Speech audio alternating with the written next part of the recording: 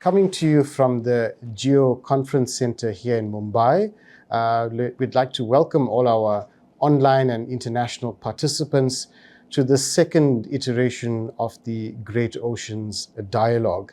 So for today's session, we are going to look at the concept of from oceans to doorsteps, the next frontier in retail supply chains.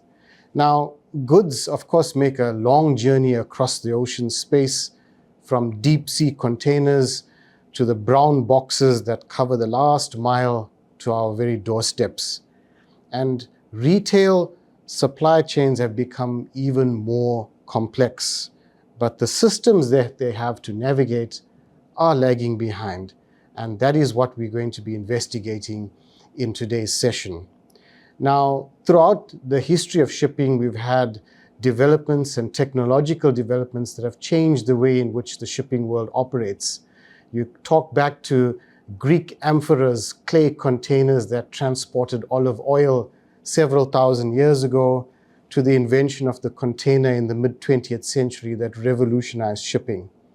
So, and now we have e-commerce, which has given rise to on-demand logistics that has reshaped consumer expectations.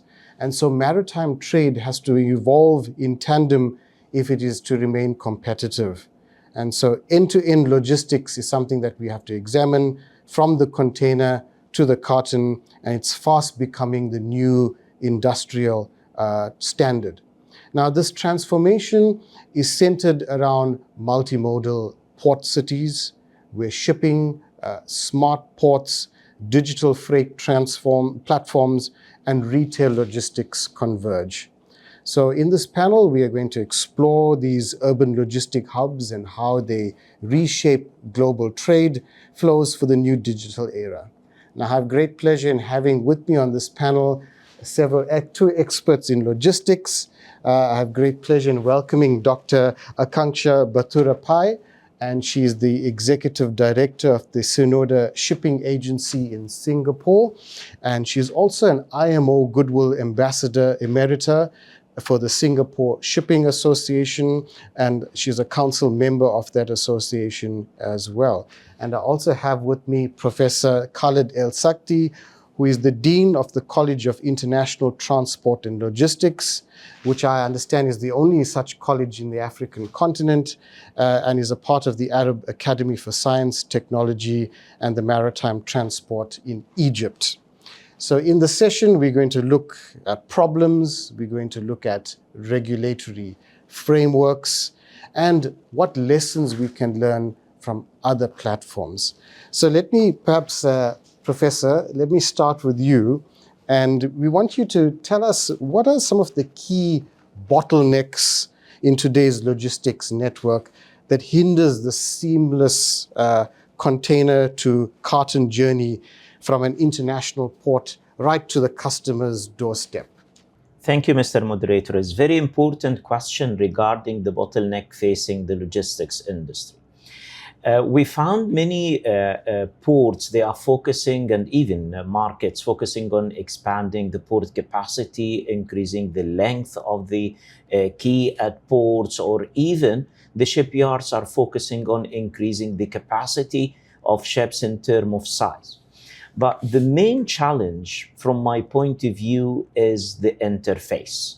In maritime transport, it's a very complicated context. You know, we have seaside and landside. When you make an interface between the seaside and landside, and there is no harmonization or seamless between the both sides, this actually leading to a keyword which we call it congestion. So we have congestion at port because sometimes we focus on the expanding the capacity of port with no regards to connectivity with the inland transport, like road or rail or other means and modes of transportation. So if there is no harmonization, because saving 1 minute in port, if it's not equal to saving the same amount of time in inland transport, it does mean nothing. So congestion at the end is the main problem, and the main core of the bottleneck behind congestion is the interface. To facilitate this, you need to go to what is called digitalization. Why? Because I believe port is not only a node in the supply chain that handling the cargo and passengers. Port should be what's called a digital hub.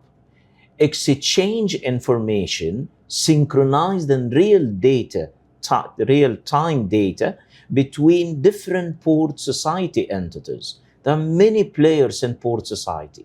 You're talking about customs, about government, about the different operators in seaside and landside. You talk about freight forwarders, about exporters, about importers, about international organizations such as IMO, who is monitoring and do or impose some regulations. Very complicated to exchange real-time data to provide visualization. If you do this, you can make harmonization. This is the optimum level of integration, and accordingly, you can minimize congestion. Okay, what a great start to that. And thank you for putting that so concisely. So the key words we're thinking about is this interface, the seaside, landside interface, and this notion of congestion and how we need to form a digital hub to relieve that form of congestion. So the notion of congestion is not only on the streets that you're seeing out, but also the landside, seaside interface. So Akanksha, maybe you want to take on from there and tell us what your thoughts are on some of the bottlenecks that there might be. Yeah, thank you, Dr. Vishal. And I think, Prof, you have answered it in such a way that we can go home. I think if we can achieve that, we're done. But I will try to talk about it more from a practitioner's point of view. We're an agency in Singapore, so I will bring in my professional experience from the agency point of view, which is a services space, and from Singapore's ecosystem as well. So I feel the question is quite loaded, and if we could answer it, indeed, we could go home. But I would put it down to three main points. One is the race to decarbonize, or rather be more sustainable as an industry, as an enterprise. The second is digital transformation, which is exactly what Prof has mentioned, which will lead to more other benefits as well. And the third is the talent pipeline, which there's a severe shortage of. So these are the three bottlenecks I would put it down to. And I think that they're all interrelated. We have to work on them simultaneously. And I'm hoping that through the course of this 20-minute conversation and with Sagar Manthan, we move towards collaborating on these three aspects and figuring out the best practices that work in each economy and that we can bring home and we can implement not just in our universities and our companies, but in our nations as well, because we all are giving back in some capacities. Yeah. All right. So we've now set the stage. So you've given us a triad of factors to consider. So I think now that we've set the stage, we've identified what are the challenges and the bottlenecks, I thought we could just move on to looking at what sort of regulatory framework is in place. So specifically, I wanted to look at, maybe I'll start with you again, Prof. How can regulatory frameworks, how can we update those frameworks to handle the speed and the complexity of this e-commerce, the fast-moving consumer goods? And then you spoke about digitalization. So in your response, maybe what role does digitalization and e-governance play in this effort? This is a very critical question in maritime transport, because when you're talking about the port, you talk about a gateway to the country. And this usually subject to regulations, and a dozen of regulations: local regulations, regional regulations, international regulations, bilateral agreement regulations, or regional agreement regulations, or economic bloc regulations. So at the end, you find the exporter or importer, or the shipping line or shippers, or all those players involved in the port society, subject to thousands of regulations they have to follow. This is not an issue, and it's not a problem. From my point of view, regulations usually, it goes with approach is called control approach, control-oriented approach. This regulation should move from control-oriented approach to facilitation-oriented approach. How can we do this? You apply regulations, but in terms of facilitation.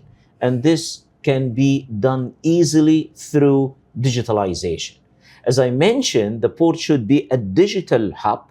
So using the single window, for example, if you use electronic means of or electronic documentation, e-signature, what's called e-governance. If you apply this actually you move, you don't need to refine regulations or delete regulations or to escape from regulations, but you need to facilitate this. Again, it's called facilitation oriented, using digital tools to move to e-governance, including hundreds of tools that we can apply, such as the AI, blockchain, or exchange data. There are different tools in digital, and of course, Dr. She mentioned, highlighted the importance of the digital tools in this context. Okay, so the key point is moving from a control-orientated approach to a facilitation-orientated approach through digitalization. Yes. So I think we've got a very clear pathway forward in updating our regulatory frameworks. So maybe Akanksha, do you want to add something to that as well? Yeah, so I think regulatory frameworks are actually catching up now. At this point in our industry, and generally in most industries, regulatory frameworks are trying to understand what private industry requires. Now, facilitation is absolutely the right way to look at it. And perhaps I can share how we do it in Singapore as well, or how we are involved in it. So Singapore, we pride ourselves on our public-private partnership. So you have mentioned the Singapore Shipping Association, for which I'm a council member. So I will structure my answer maybe for regulatory frameworks in 3 parts, which I clearly love the number 3, which is also nice because there are 3 of us. But so the first thing I would talk about is the domestic regulatory frameworks, regional frameworks, which is what you also mentioned, all the blocks, and then the international frameworks. So with all 3, we have to be involved and ensure and facilitate a tight feedback loop. That means whatever is discussed in places like this, in forums like this, we have to implement that as well. If not, next year, we'll be talking about the same thing. So in the domestic side, as I told you, we have a very strong public-private partnership, which means that the industry speaks with associations like Singapore Shipping Association, which then in turn speaks with our regulator, the Maritime and Port Authority, and the Ministry of Transport. So this then facilitates a very close loop whenever there's an industry change to be brought about. Congestion in the ports, what do we do? Port dues need to increase or decrease? How are you going to move with sanctions? There are so many issues that are happening. So this, we have a very strong relationship with the government, the industry. That's for domestic. For regional, for Singapore Shipping Association as well, which holds the interests of about 520 members, they participate in the Federation of ASEAN Ship Owners Association, which then is a member of ASA, Asian Ship Owners Association. So with those committees as well, we formulate regulations and regulatory compliance and all of that. And third is the seat with IMO, the information that we exchange with the IMO counterparts, or even Singapore actually has become a hub. So we also now host International Chamber of Shipping. They have an office at SSA's office.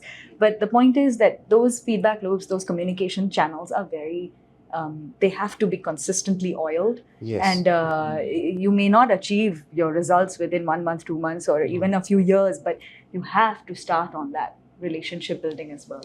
So I think regulatory framework, a lot of it also comes down to relationships. Yeah, but I dare to add that also with these 3 tiers of regulatory frameworks, you have to ensure harmonization between the 3 as well. Yes. And that's also a challenge to look at to see if it's implemented domestically, relevant IMO regulations as well. Yes. But maybe let me just stick with you for a final question.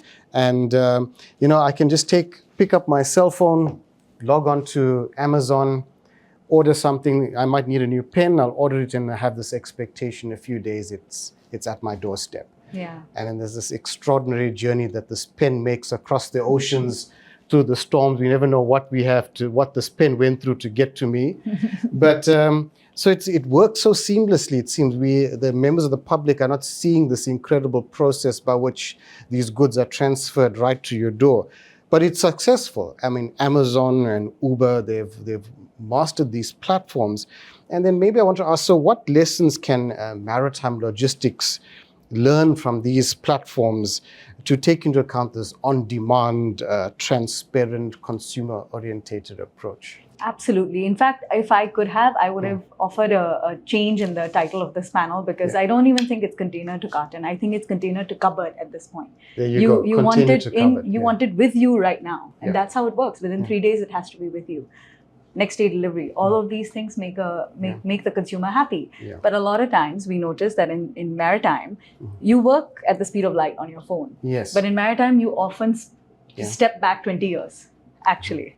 So this is the issue. You cannot just optimize last mile delivery if the first 10,000 miles aren't optimized. Exactly what you said, where a minute saved in one place means nothing if you're wasting half an hour elsewhere.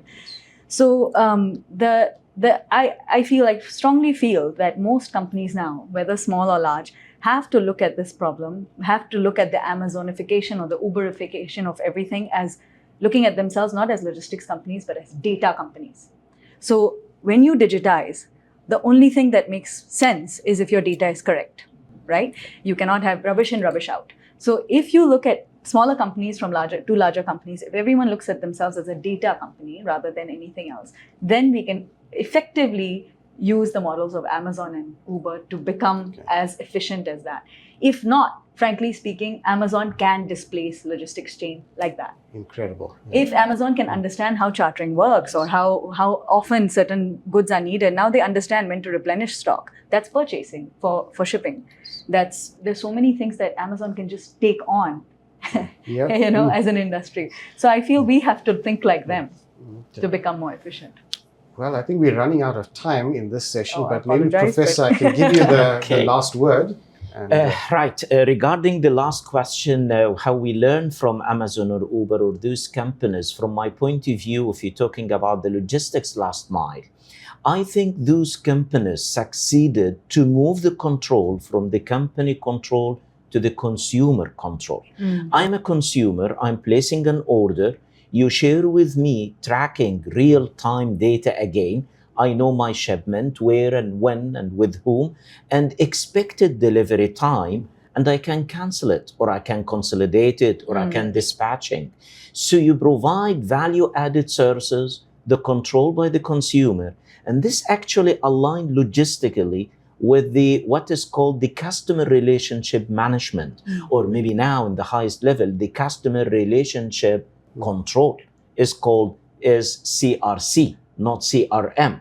So when I involve the customer, I make more visualized supply chain. And this is the optimum and the highest level in the logistics last mile. I'm providing not only door-to-door service and you're as a customer waiting to receive your shipment. No, you are from the initiating the order until you receive it. You have a full control to do all the services I offer. And companies, they started to compete on this. But this is based on integration between supply chain members and digital tools to share data between distributor, shipper, customs, etc. Yes. yeah. So we can't just say the tracking, it's at sea. It has to have a much more, the customer is not going to say my goods are at sea. Yes. Well, there you have it, folks, from container to cupboard. In this discussion. What remains for me is to thank our two panelists for bringing in their expertise and putting it in such a clear and concise manner for all our viewers. So we want to thank all our international viewers for participating online, and we hope that you look forward to the remainder of the discussions in this Great Oceans Dialogue. Thank you. Thank you.